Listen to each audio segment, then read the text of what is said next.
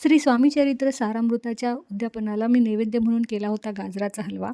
तर त्यासाठी सगळ्यात आधी छान कोवळी अशी 1 किलो गाजर घेतले होते. हे धुवून व्यवस्थित स्वच्छ करून घेतले. त्यानंतर बारीक किसून घेतले. एका मोठ्या कढईमध्ये 2 ते 3 चमचे तूप घेऊन याच्यामध्ये ही छान अशी परतून घेतले. परततानाच त्याच्यामध्ये चिमूटभर मीठ टाकून घेतले.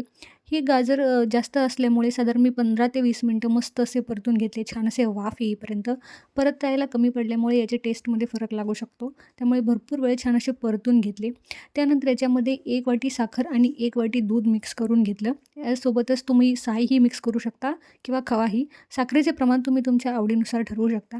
हे छान असं परतून घेतल्यानंतर मी साधारण 10 ते 15 मिनिटं हे असं झाकण ठेवून वाफलून घेतलं. असे 2 ते 3 वेळा करून हे गाजर छान असं शिजून दिलं. त्यानंतर फुल गॅस करून हे छान असं परत परतून घेतलं. त्यानंतर आपल्या आवडीनुसार ड्रायफ्रूट्स घातले. अशा पद्धतीने हा आपला गाजराचा हलवा झटपट रेडी झालेला आहे.